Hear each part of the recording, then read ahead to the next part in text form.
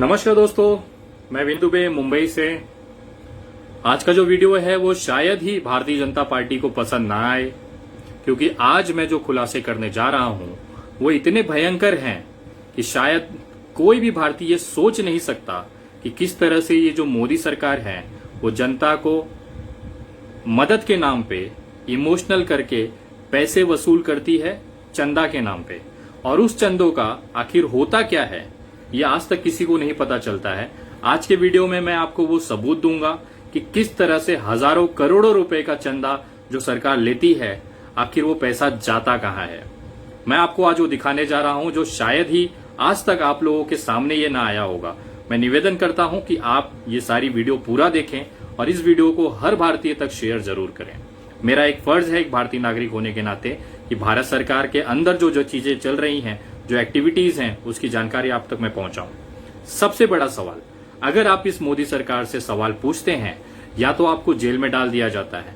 अगर आप हिम्मत करके इन सरकार से सवाल पूछने के लिए अदालत में जाते हैं तो आपको अदालत में किस तरह से बर्ताव किया जाता है उसका एक छोटा सा वीडियो मैं आपको दिखाना चाहता हूं।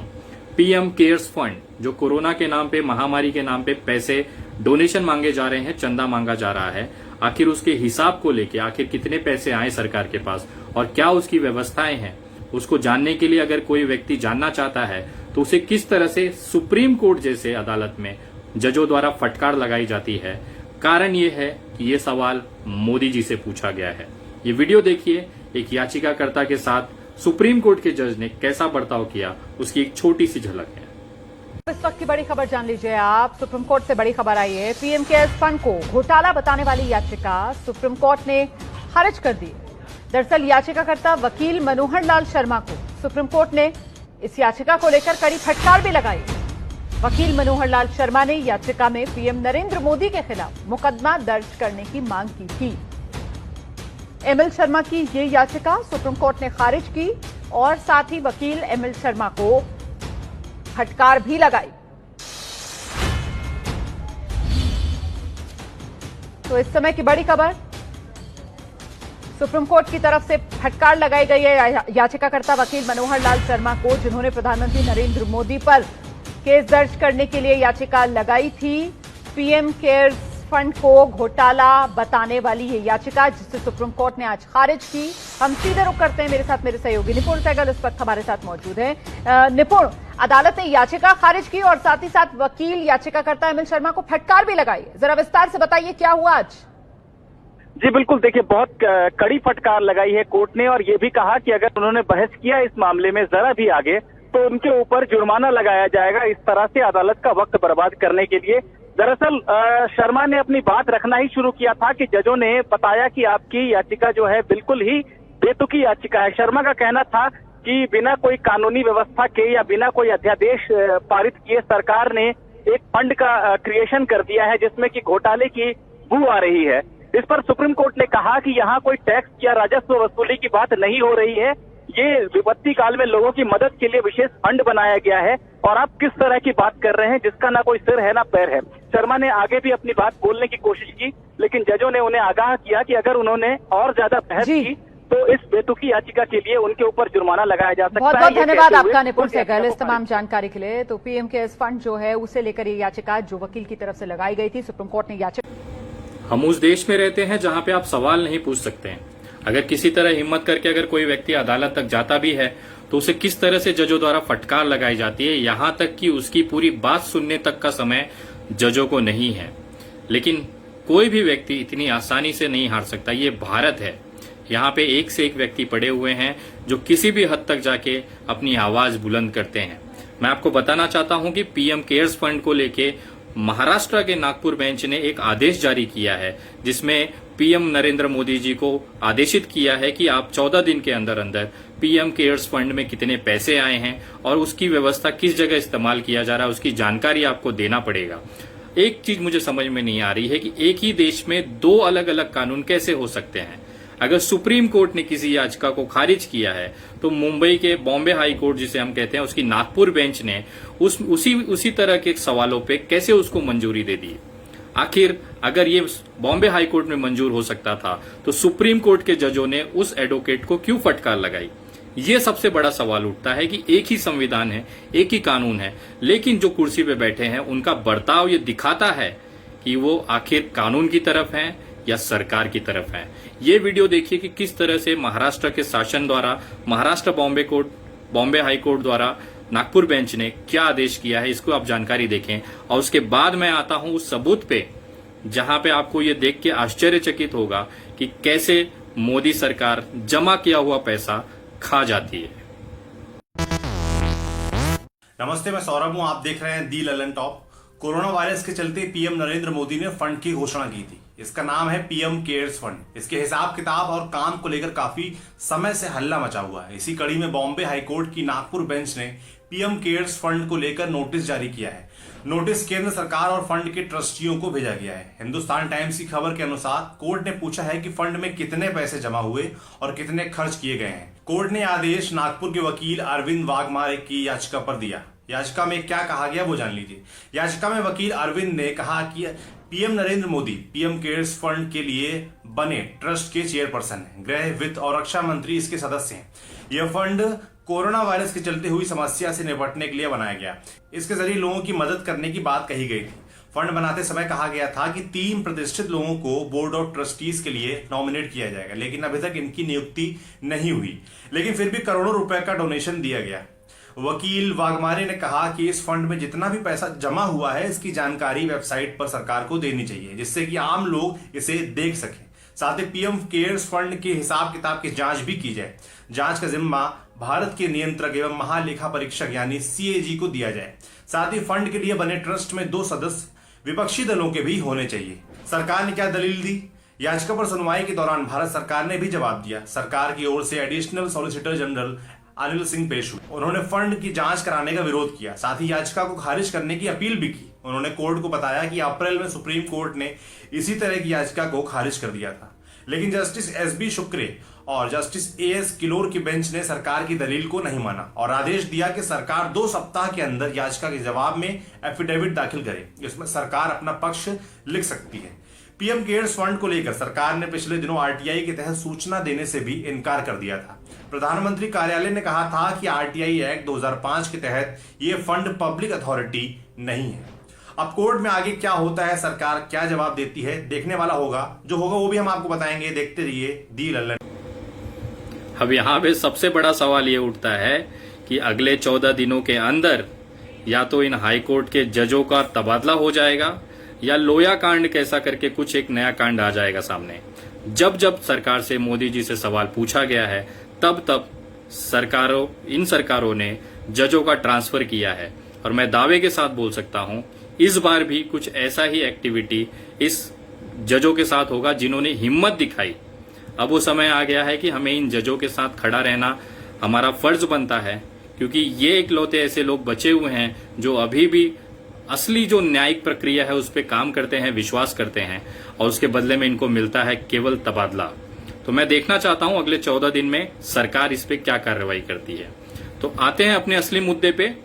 आपको याद होगा हमारे देश में लोकसभा चुनाव से ठीक पहले एक दुर्घटना होती है, पुलवामा हमला होता है, जिसमें हमारे 40 जवान शहीद हो जाते हैं। सरकार उसके बाद एक अकाउंट नंबर जारी करती है जिसमें कहा जाता है कि ये जो हमारे शहीद हैं उनके लिए, उनके परिवारों के भविष्य के लिए, उनकी मदद के लिए पैसे भेजें, डोनेशन दें, चंदा दें। और लोगों ने खुले दिल से, भारत के तमाम जनता ने जितनी जिसकी हैसियत थी उतना उसमें मदद किया गया। लेकिन उस पैसों का हुआ क्या? मैं आपको एक छोटा सा उदाहरण देता हूं कि एक महिला टीचर किस हद तक जाकर इस सरकार में भारत के सैनिकों के लिए, शहीदों के लिए किस तरह से पैसे जमा किए थे और उसके बाद उन पैसों का क्या हुआ, ये मैं आपको दिखाता हूं। पुलवामा के शहीदों के सम्मान में सारा देश खड़ा है। यूपी के बरेली की टीचर किरण झागवाल ने शहीदों के परिवार वालों के लिए 1,38,000 रुपए की सहायता भेजी है। टीवी पर शहीद जवानों की पत्नियों की चित्कार ने किरण को झकझोर कर रख दिया, जिसके बाद किरण ने अपने कंगन बेच दिए और इससे मिले पैसे को शहीदों के परिवारों के लिए प्रधानमंत्री राहत कोष में भेज दिया। इन्होंने देश की जनता से अपील की है कि देश का हर एक नागरिक 1 रुपया जमा करे, जिससे देश के वीर जवानों की मदद की जा सके। सा मैं ये कहना चाहूँगा कि थोड़ा सेना जो आपके मेरे मन में जब मैंने उनकी विधवाओं को रोते बिलखते, वो तो चले गए, लेकिन जब मैंने उनकी विधवाओं को रोते बिलखते हुए देखा तो मन ने कहा कि मैं क्या कर सकती हूँ इनके लिए। सो मेरे हाथ में कंगन थे, मैंने वो कंगन निकाले और उनको सेल किया, बेचा, और जो उनसे जो कीमत मिली वो मैंने प्रधानमंत्री राहत कोष में डाल दी। इसी तरह से हजारों करोड़ों लोगों ने करोड़ों रुपए हमारे शहीदों के लिए भेजे, लेकिन आखिर में ये पैसे गए कहां?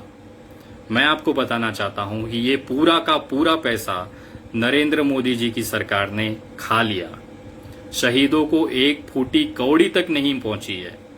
ये मैं इस चीज दावे से कह सकता हूं क्योंकि आज मैं आपको वो वीडियो दिखाना चाहता हूं कि जिस सैनिकों के नाम पे, जिस सैनिकों की शहादत के नाम पे ये नरेंद्र मोदी जी जनता से वोट मांग के जीते हैं, सत्ता में आए हैं, उन्हीं शहीदों की परिवार को आज उन्होंने दयनीय मरने जैसी स्थिति में छोड़ दिया है। आपके जेब से 1 रुपया नहीं जाता था मोदी जी। देश की जनता ने दिल खोल के इन परिवारों के लिए अरबों रुपए की मदद की, लेकिन आपकी सरकार ने वो पैसे तक, शहीदों के पैसे तक खा गए। मैं आपको एक वीडियो दिखाना चाहता हूं आप सभी को। ये वीडियो उन शहीदों के परिवार के हैं, उनकी विधवाओं के हैं, उनके बच्चों के हैं। वो खुद कबूल कर रहे हैं कि किस तरह से 1 रुपए की भी मदद मोदी जी ने नहीं की है, और वो जो पूरा पैसा चंदा के नाम पे आया था वो पूरा का पूरा खा लिया गया है इस सरकार के लिए। ये वीडियो देखिएगा जरा, उनके परिवारों की शहादत, इन शहीद परिवारों की अपने मुंह से कबूली हुई ये स्टेटमेंट्स हैं, ये वीडियो हैं।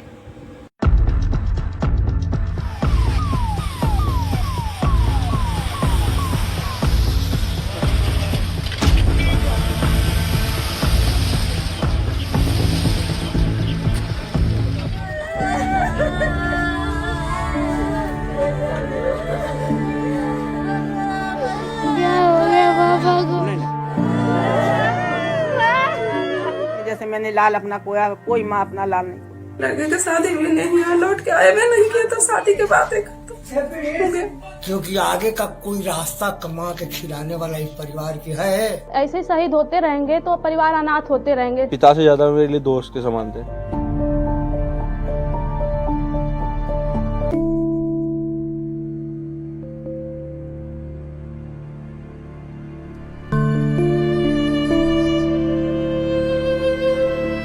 उस समय लड़की के शादी के बारे में बात किए थे उनसे कि हाँ एक लड़का बताए थे कोई, तो बोले कि वहाँ पहुँच करके बात करेंगे, आवाज नहीं ठीक से आ रहा है। शादी क्या करेंगे, लौट कर आए भी नहीं किए तो शादी करना के लड़की का शादी भी नहीं हुआ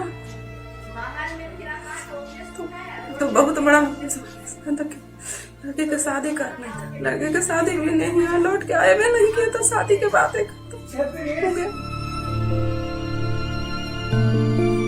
साल भर होने जा रहा है तो ये लोग तो अपना अपना अति के लिए आगे बढ़ा रहे हैं कि हाँ अब साल भर हो गया तो कैसा जिंदगी कटा, जैसा कटता है सो जिसके साथ होता है उसी को न पता लगता है कि हाँ कैसे जिंदगी कटता है।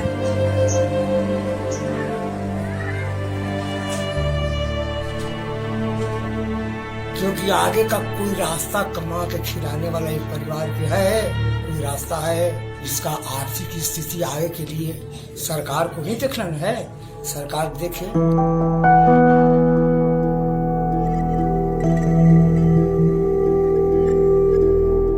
दिक्कतें तो बहुत हैं। अब सिर से हम लोगों की छत जा चुकी है, हम भी अनाथ हैं, बच्चे भी अनाथ हैं, बेसहारा हैं, तो परेशानियां तो बहुत हैं। लेकिन जो सरकार ने वादे किए थे वो भी नहीं पूरे कर रही है। ऐसे शहीद होते रहेंगे तो परिवार अनाथ होते रहेंगे। इसलिए चाहते हैं कि आतंकवाद के खिलाफ सख्त से सख्त कदम उठाया जाए। ऐसी दुर्घटना दोबारा नहीं होनी चाहिए।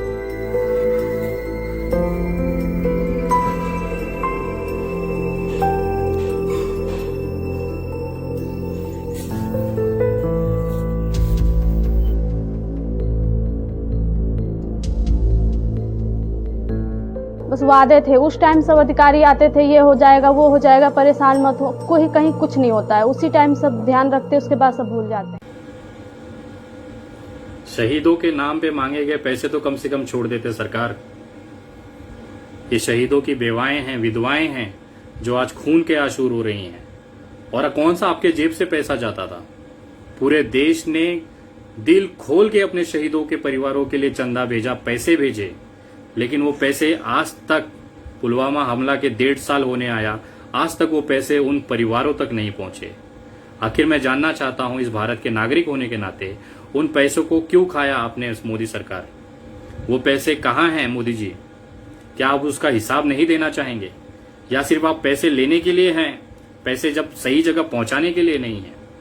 मैं आज आपको कहना चाहता हूं, जो हश्र पुलवामा में आर्थिक मदद के नाम पे सैनिकों को शहीदों के नाम पे लिया गया और उस पैसे का कोई फायदा उन शहीदों के परिवारों को नहीं मिला, ठीक उसी तरह से आज कोरोना जैसी महामारी के नाम पे वापस से पीएम केयर्स नाम का जो अकाउंट बना के देश से वसूली की जा रही है, उसका भी लगभग कुछ ऐसा ही हश्र होने वाला है।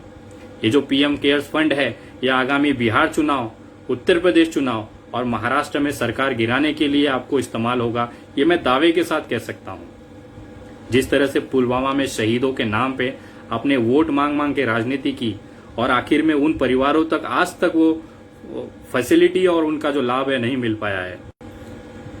आपसे ऐसी उम्मीद नहीं थी मोदी जी कि आप इस तरह की चीजें करेंगे। एक परिवार, शहीद का परिवार किस मुसीबत में जी रहा है, उसको मदद करने के चक्कर में आपने करोड़ों रुपए जमा किया, आखिर उसका कोई इस्तेमाल नहीं हुआ। और ये जो पीएम केयर्स का पैसा है, वो भी कुछ ऐसा ही होने वाला है। मैं आपको बोल सकता हूं दावे के साथ, छाती ठोक कर, कि जब तक बाजार में ये 2 कौड़ी के विधायक और सांसद बिकने के लिए तैयार हैं, तब तक भारतीय जनता पार्टी जैसे सत्ता जो इस तरह की राजनीति करते हैं, ये लोग हमेशा सत्ता में रहेंगे। जब तक ये विधायक और सांसद बिकते रहेंगे, ये ऐसे ही चंदा मांग मांग कर लोगों से पैसे ले लेकर अपने विधायक खरीदेंगे, सरकारें बनाएंगे। लेकिन अब ये देश की जनता जागरूक हो चुकी है, लोग समझने लगे हैं। मैं आप पूरी तमाम जनता से कहना चाहता हूं कि अगर अब भी सोए रहें तो एक दिन यही मोदी सरकार पूरा देश बेच देगी। आज मजदूरों की जो हालत है पूरे देश के अंदर, बिहार, उत्तर प्रदेश में जिस तरह से बेरोजगारी है, आखिर क्यों दूसरे राज्यों में जाना पड़ता है? और उसके बावजूद एक भारतीय होने के नाते हमारी भावनाओं से खेलकर आप हमारे ही आर्थिक नुकसान करने में लगे हुए हैं। ये सबूत हैं और मैं आप लोगों से कहना चाहता हूं कि ये सारे लोगों तक जरूर पहुंचाएं। ये देश को जानना है कि आखिर पुलवामा का जो करोड़ों अरबों रुपया जमा हुआ, वो शहीदों तक क्यों नहीं पहुंचा। ये जो पीएम केयर्स है, वो जिसमें जनता अपने तरफ से पैसा जमा कर रही है, उसका हिसाब आप क्यों नहीं देंगे? ये आपको देना पड़ेगा। और अब इस देश में ये तानाशाही नहीं चलेगी। हम जैसे हजारों लोग हैं जो सवाल पूछेंगे, आप जो चाहे वो कर लें, इस सवाल का दायरा नहीं रुकेगा। तमाम लोगों से निवेदन है, ज्यादा से ज्यादा लोगों तक मेरी बात पहुंचाएं। और जो लोग मेरे पेज पे अभी तक नहीं जुड़े हैं, वो कृपया मेरे पेज से जुड़े।